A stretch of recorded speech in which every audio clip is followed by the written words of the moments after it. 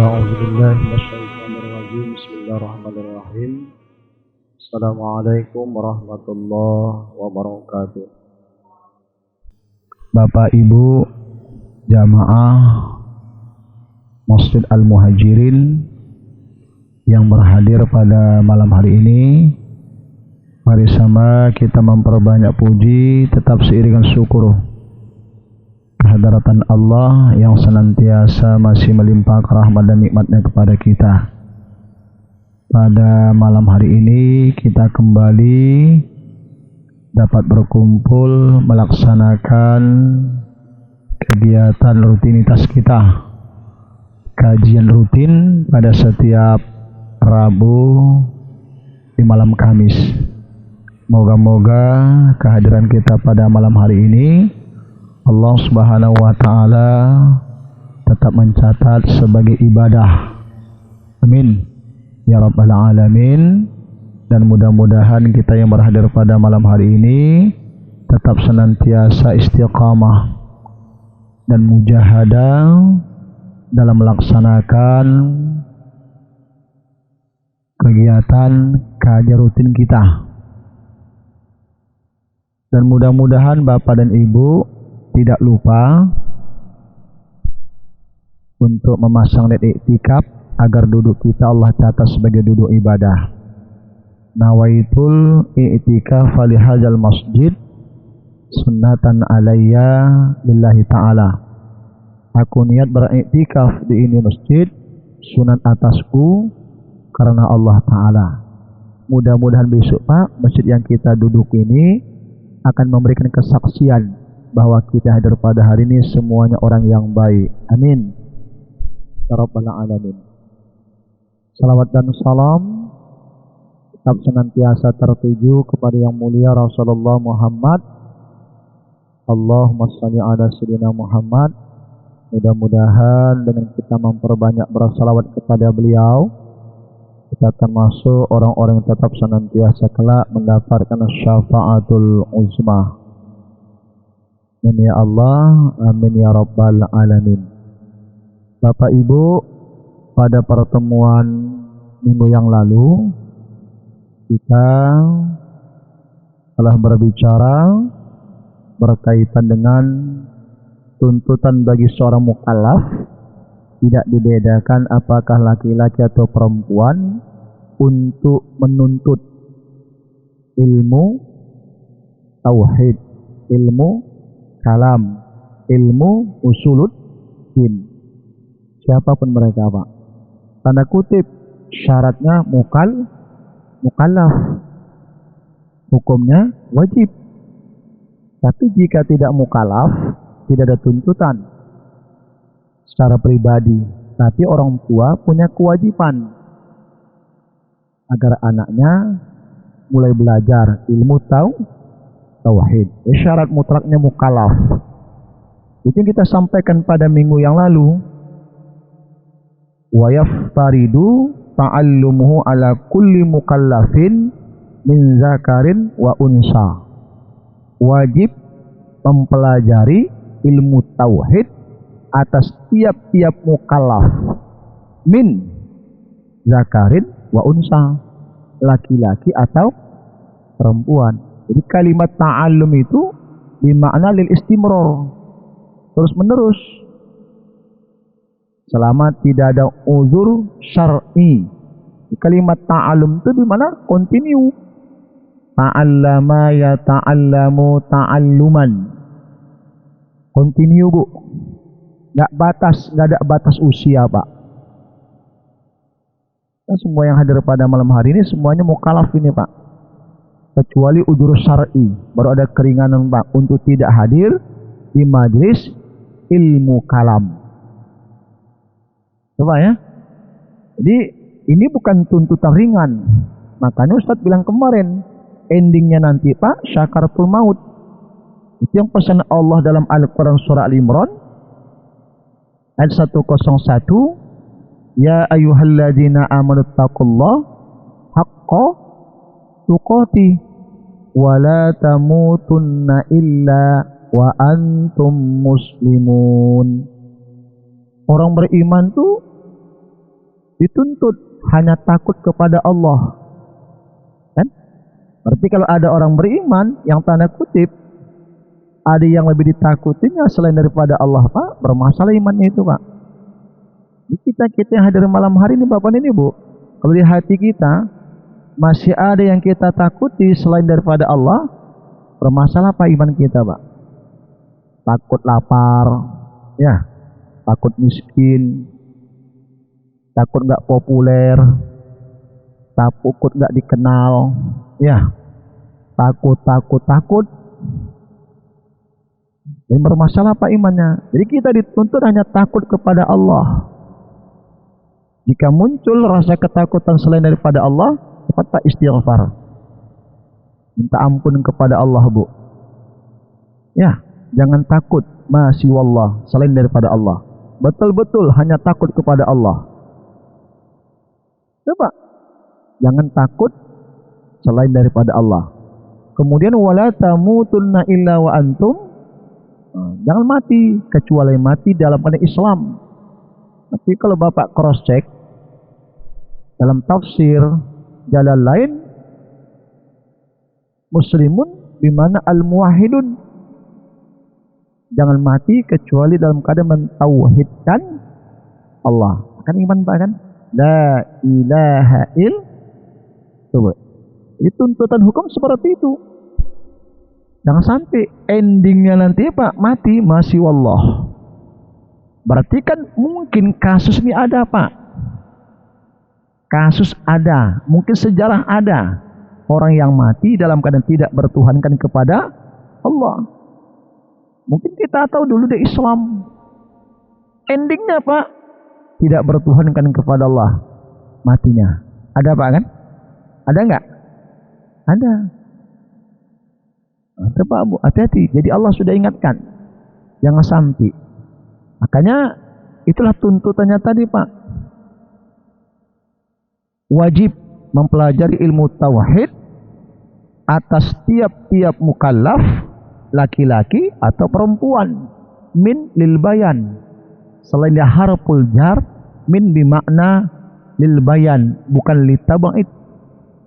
Hanya sebagai laki-laki aja, sebagai perempuan aja yang enggak belajar, enggak berdosa, enggak Pak. Min di sini bukan bimakna litaba'id. Karena ada kalanya min harful jar bimakna litaba'id, di sini tidak Pak. Laki-laki atau perempuan. Bukan berarti kalau sebahagian laki-laki sudah menuntut, perempuan sudah menuntut, yang enggak menuntut anteng-anteng. Enggak ada Pak. Kalau suaminya nuntut, bini tidak, lepas kewajiban bini. Enggak. Bini menuntut, suami duduk dulu. Enggak. Dua-dua Pak harus menuntut ilmu tauhid. Walaupun katanya apa? Walau biadillatin ijmaliyatin. Sekalipun dalil yang didapati bersifat universal, umum, ijmal, global aja Pak dalilnya. Tidak konkret, tidak tafsiliyah, tapi ijmaliyah. Cukup. Yang penting kita meyakini Allah yang kita pertuhan tidak sama seperti Tuhan-Tuhan yang mereka pertuhan Pak. Itu aja. Duduk Pak Tuhan kita. Yang penting Tuhan yang kita pertuhan tidak sama seperti orang-orang yang mempertuhankan Tuhan mereka. Baru aman Pak iman kita. Tapi kalau kita masih bertuhan dengan Tuhan yang kita masih meragukan tentang Tuhan tuh Pak, sampai sekarang Bapak bertanya, gimana Tuhan yang kita pertuhannya? Nah, masalah Pak. Tetap harus Bapak menuntut. Itu yang aku bilang kemarin Pak kan, Allahu Akbar. Allah Maha Besar. Allah yang mana? Bang Ancun. Abang? Allah yang mana tuh Bang yang Maha Besar Bang? Hah? Allahu Akbar. Allah yang mana yang Maha Besar? Sami Allahu liman hamidah. Allah mendengar bagi orang yang memujinya. Allah yang mana yang mendengar? Subhana rabbiyal a'la wa bihamdi. Maha suci Allah, Allah yang maha tinggi, Allah maha terpuji. Allah yang mana yang maha tinggi? Allah yang mana yang maha terpuji? Allah Pak. Karena repot ini Pak.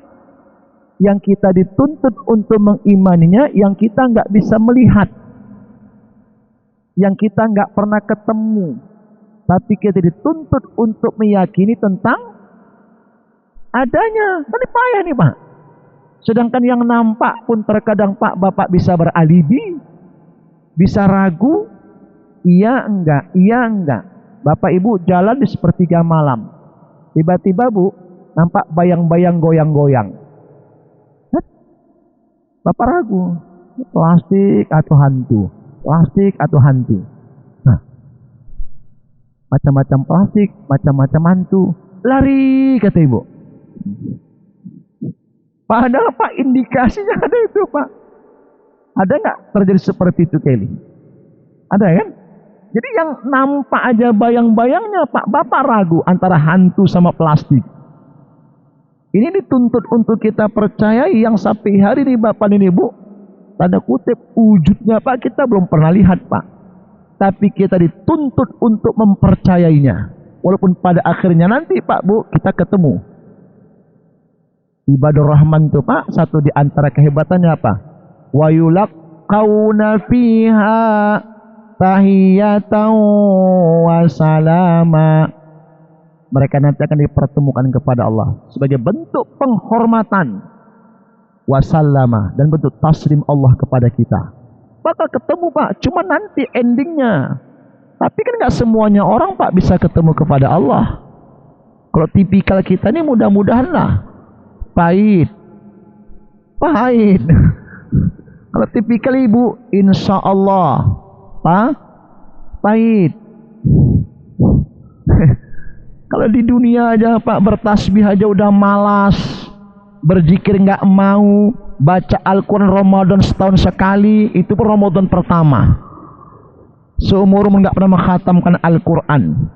Tiba-tiba kepingin Pak jumpa Tuhan, jumpa Allah. Pahit lah Pak.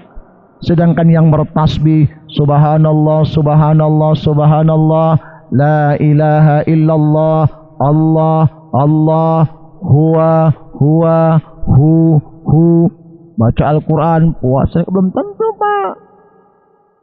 Kenapa? Banyak Pak proses kita jalan nih. Apalagi Pak Bu orang yang malas bertasbih, orang yang nggak mau berzikir. Ya itu pasti Pak janji Allah. Buka bang surah Al-Furqan. Ibadur Rahman alladzina yamshuna 'alal ardi hauna wa idza khatabahumul jahiluna qalu salama walladzina yabituna li rabbihim sujjadan wa qiyama. Kan? Ibadur Rahman itu Pak nggak ada penyakit hatinya Pak. Nggak ada penyakit hati. Hatinya bersih aja Pak. Kalau kita ini mudah-mudahan pahit. Ada angkuhnya, ada sok-soknya. Sok kita banyak ini Pak. Sok pintar, ya, sok alim. Soknya banyak. Sok itu kalau bahasa kita apa Bang? Gaya. Banyak gaya. Kan sok itu. Iya. Itu Pak. Jadi tauhid itu Bapak dan Ibu tidak ada alasan. Walaupun kita nggak mampu menguasai dalil secara tafsiliyah rinci, paling tidak biadillatin ijmaliyah, dalil yang bersifat umum aja bisa kita berargumen bahwa Tuhan kita Allah, Rasul kita Muhammad, Al-Quran itu benar, akhirat ada, qada takdir datangnya dari Allah, bisa berargumen Pak. Tapi ketika kita dihujah, hujah selesai, timbul keraguan kerancuan, wah bermasalah ini Pak sama iman kita. Berarti kita ini nggak belajar ini Pak. Kenapa? Karena tuntutannya wajib. Tidak ada alasan. Wa yaftaridu ta'allumuhu ala kulli mukallafin min zakarin wa unsa. Laki-laki dan perempuan walau biadilatin ijma'liyatin. Coba ya. Dalil bersifat umum, universal aja. Tapi ada tapinya Pak. Wa amma ma'rifatu adillati tafsiliyati faya fardu kifayatin idza qama biha ba'dul ummati saqatat talabu anil baqin. Nah, kan itu kalimatnya Pak. Ngerti bang? Enggak. Ya sama lah bang, aku nggak paham nih bang. Nggak orang Arab pak ya. Ya pak, kita terjemahkan. Katanya begini pak. Awalnya dia bilang walaupun dengan dalil yang bersifat umumiyah, ijmal.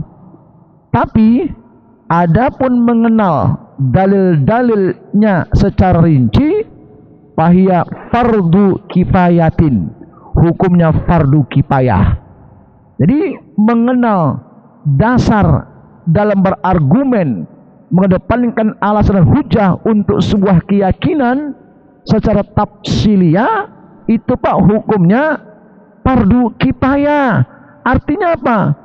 Kalau hanya ada satu orang pak di kampung kita nih, orang yang menguasai tanda kutip ilmu kalam tadi, tanda kutip dengan dalil-dalilnya, yang lain pak terangkat dosanya pak. Tapi jika di kampung kita nih bu, awam seperti kita semua, nggak kita dapati pak sosok yang menguasai tauhid beserta dalilnya, satu kampung nih kita berdosa nih pak. Kan? Jadi hati-hati pak bu. Tapi kita percaya di kampung kita ini pasti ada pak orang-orang alimnya. Ya bu ya, pasti ada. Di satu orang aja pak menguasai dalil tauhid secara tafsiliyah, rinci, serinci-rincinya. Ya katakan apa? Saqatat talabu anil baqin. Yang lain yang tidak menuntut dalilnya secara rinci, itu sudah lepas pak hukumnya, tidak berdosa. Tapi hukumnya sama seperti penyelenggaraan fardu kifayah terhadap mayat. Kalau ada yang mati pak bu, sekampung kita mandikannya pak. Cukup Bang Ancon aja mandikan. Bapak yang duduk-duduk, merokok-merokok, ngopi-ngopi aman semuanya pak. Cukup Pak Hamdan yang mandikannya, ngafankannya, nyolatkannya, nanamkannya, udah selesai pak. Gak ada sekampung orang mati satu kampung pak sama-sama mandikannya, sekampung sama-sama ngafaninya, sekampung sama-sama sholatinya, sekampung sama-sama pak nguburnya. Gak ada bang. Terkadang pak cuma 5 orang lagi pak yang ngantar. Namanya mati orang susah, gak punya uang, kan? Gak populer pula, gak pernah ke masjid, gak ikut wirid pula itu bang. Ada pak ya. Nah, tapi gak di kampung sini, kampung sana. Udah susah. Ya, udah susah pak. Gak pernah ikut wirid, gak pernah ke masjid, orang mati gak pernah datang. Jadi bang barang tuh bang, kopak kapi dia bu, 5 orang aja bang ntar. Risiko maunya kok kita sudah susah, kita mau seperti ini pak. Ikut wirid, ya pak, ikut ke masjid. Kalau memang nggak mampu bayar, bilang sama ketua perwiritan, pak izin pak, awak nggak mampu bayar uang penutup dan iuran, izinkanlah awak ikut. Ya udah ikut kata ketuanya, nggak apa-apa, itu silaturahmi. Tapi satu syaratnya wak makan nggak becongok, wak nggak bayar. Ya iyalah pak, udah nggak becongok pula dia pak. Oh depan pintu belah, udah congok pulang duluan pula itu pak. Wah dia gulung tikar. Nah itu contoh bu kan. Makanya bapak dan ibu pak, ini kita pahami bang. Jadi balik kepada citra awal tadi, harus ada satu orang pak yang bisa mengangkat ratusan orang bahkan ribuan orang pak di kampung tuh. Kalau tidak bu, sekampung kita berdosa pak bu. Jadi jangan nggak penteng ini pak. Jadi kalau besok ulama itu diangkat, yang ada dosa aja nih pak. Kalau besok ulama itu pada mati, nggak ada lagi pak bu, kiai, ustadz, orang pintar di kampung tuh, pintar agama. Dah, akhirnya pak, yang penting buat aja wak sebagaimana mestinya. Nah, itu kampung tuh berdosa semuanya itu pak. Makanya setuju tidak setuju kajian seperti ini, ayo pak, hadir kita. Gak usah berpikir orang pak, pribadi kita dulu amankan pak. Ku ampusakum, nah kan, jaga dirimu. Kita dulu amankan.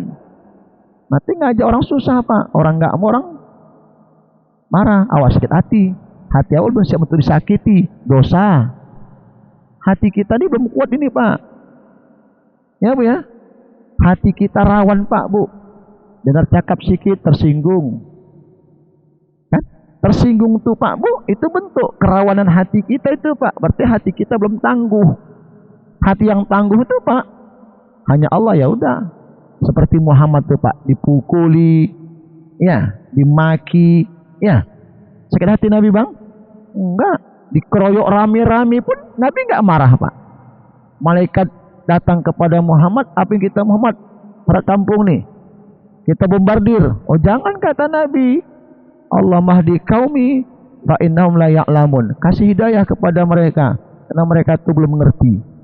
Coba kalau Bapak ada tawaran seperti itu pas satu kompi datang. Cuman Pak? Udah giling aja, blender aja itu. Beleng-beleng. Apa Pak? Pak blender aja Pak, giling aja, beleng-beleng. Pasti Pak, hati Bapak belum kuat sama kayak hatiku Pak. Muhammad itu sudah kuat hatinya Pak. Kita nih ngajak orang nih kalau nggak siap bisa sakit hati Bapak. Udah diamkan aja Pak. Ya, nanti ketika Bapak ngajak mereka nggak siap, Bapak belum menjalani. Ya, seperti jalan kawan-kawan kita yang di sana Pak, yang door to door. Ada door to door kan? Pintu ke pintu, duduk di tengah-tengah ramai, ngajak Pak, yuk ke masjid, kita makmurkan. Kalau mereka pada tangguh hatinya itu Pak. Coba, udah kuat hati mereka, mental mereka itu Pak. Door to door ngajak. Udah terlatih hati mereka, hati kita belum Pak. Karena Bapak belum ikut seperti itu. Lu pernah jauh lah Bapak. Terus sudah Bapak Ibu jauh lah. Lepas Pak dunia Bapak, MML dunia, Bapak udah siap Pak. Terlatih itu Pak, nggak ada emosi Bapak lagi. Coba, jadi harus masuk ke bengkel iman dulu lah Pak kita Pak. 3 hari, 7 hari ikut memperbaiki bengkel Pak, bengkel iman kita, bengkel hati kita. Baru kita siap Pak. Kalau tidak, temperamen kita tinggi, temperamen tinggi itu gambaran kondisi hati itu Pak, yang tidak stabil, labil hatinya Pak Bu. Makanya kalau sudah duduk iman tuh Bapak dan Ibu, mudah-mudahan Pak mereka percaya sama kebesaran Allah. Ya tunggu aja, bom waktu.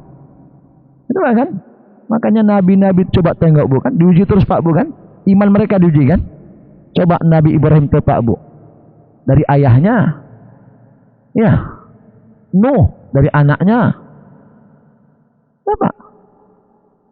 Subhanallah. Jadi balik kepada cerita awal tadi, yang penting ku ampusakum wa ahlikum, udah amankan diri kita dulu, amankan Pak Bu. Ajak istri kita mengaji. Kalau Bapak nggak bisa aja, Bapak ngaji sini pulang sampaikan tadi materinya ini Dik, Abang simpulkan seperti ini, cukup.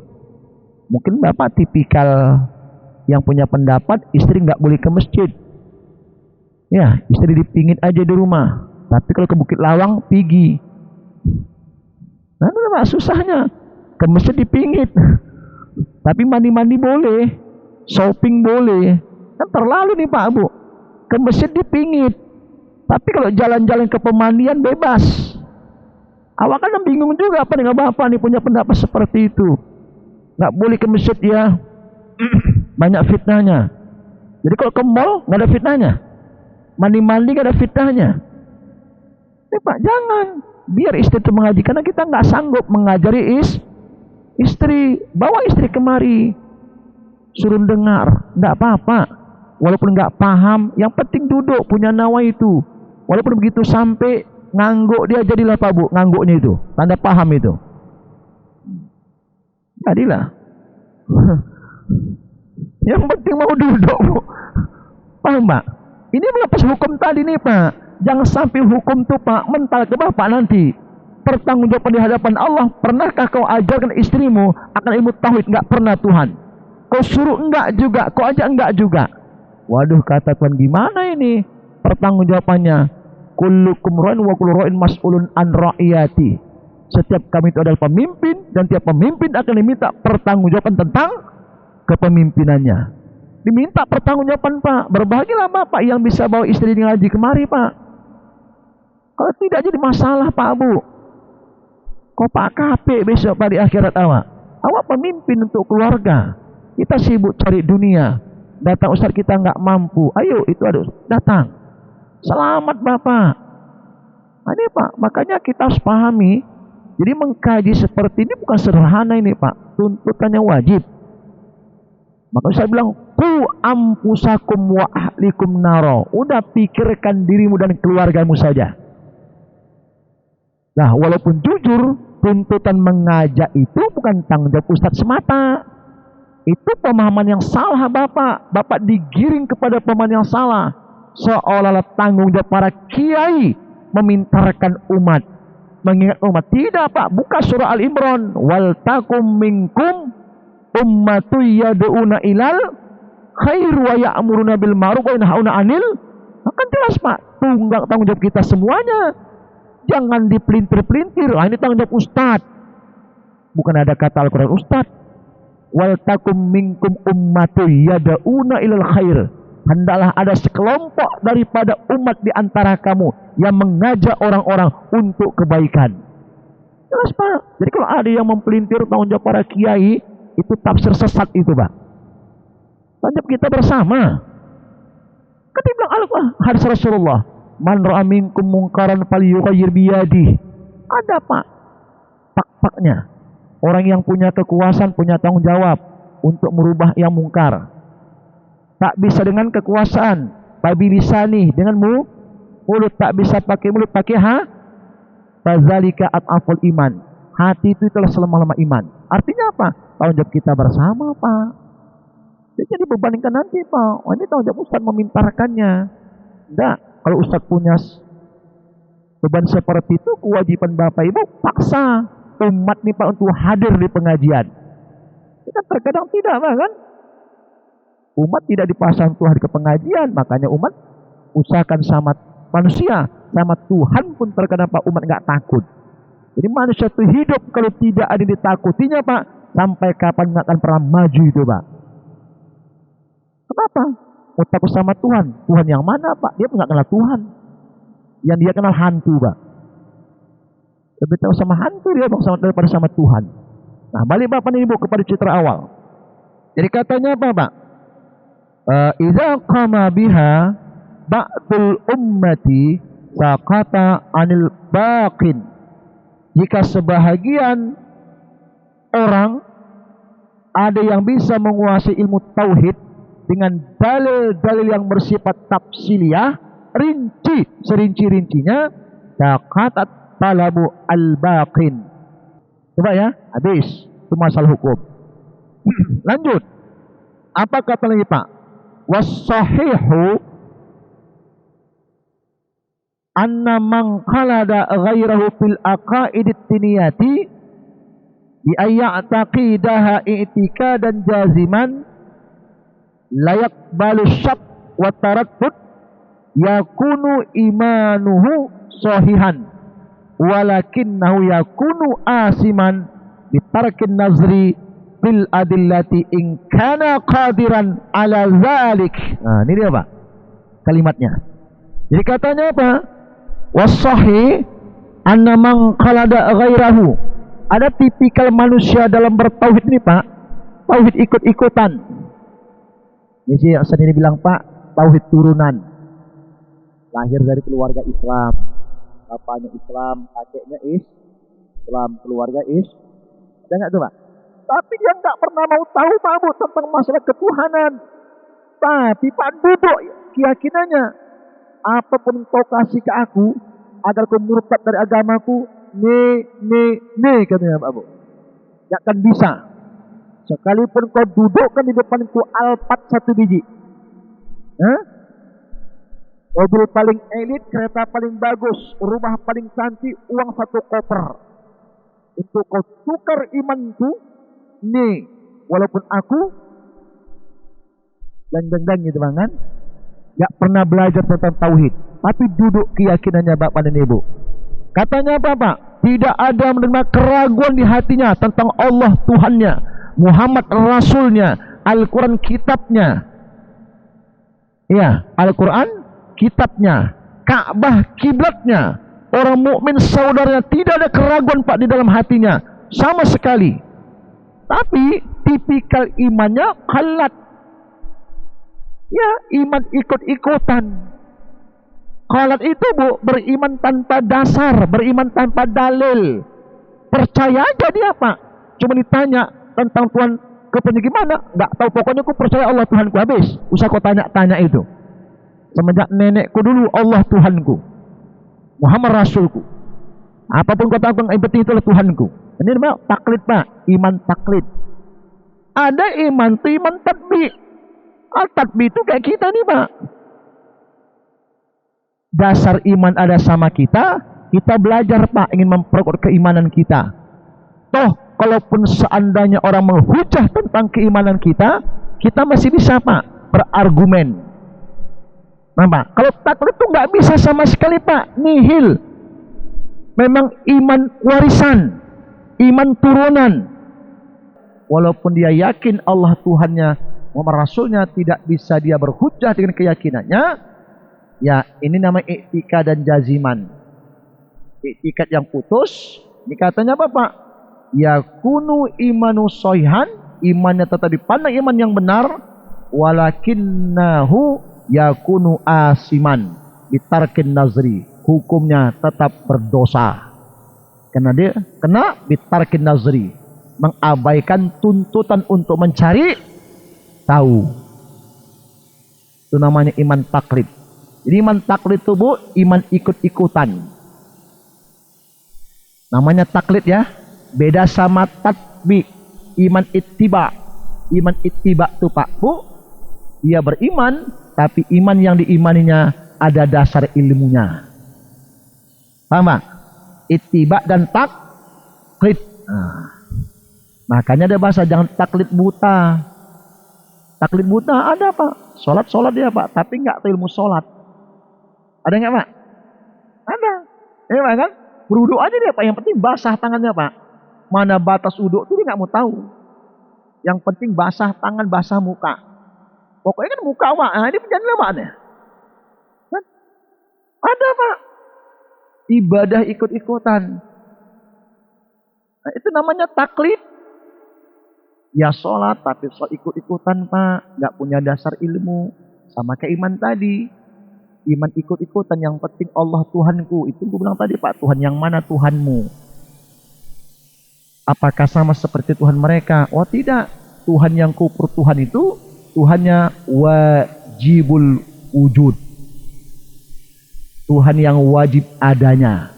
Kalau makhluk kan jaizul wujud, tidak wajib adanya.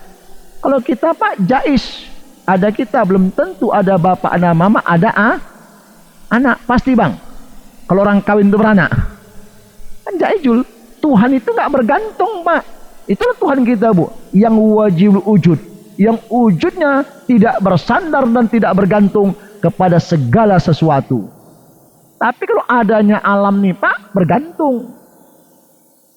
Ya, berawal dan berakhir. Makanya kisah kita di awal kemarin pak kan, ketika ulama Yahudi bertanya tentang Tuhan tuh, katanya kidam, dia nolak.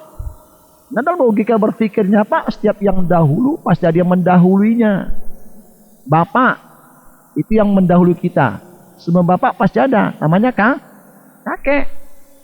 Kan pasti mendahului. Sebelum kakek pasti ada unyang atau yud. Sebelum cicit pasti ada cucu.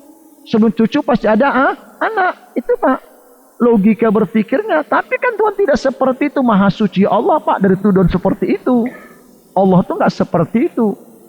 Ya logika berpikirnya digiring Imam Hanafi. Sekarang ku tanya, guys, ku tanya bro, pada diri kamu tuh banyak tanda-tanda kebesaran Allah. Wa fi anfusikum afala tubsirun.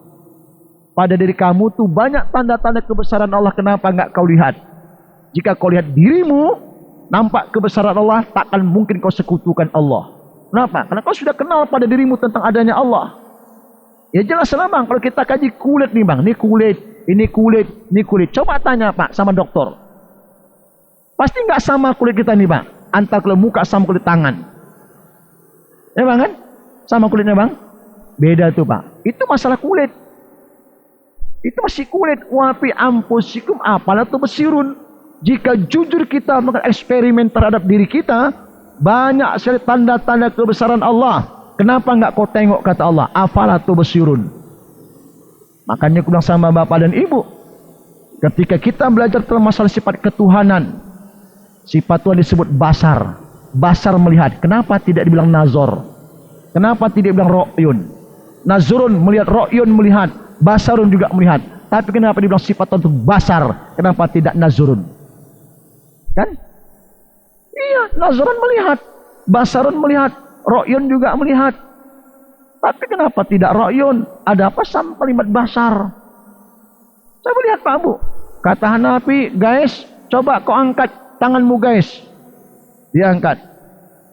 Aku tanya guys, berapa jumlah jarimu? 5. Menurutmu mana yang awal?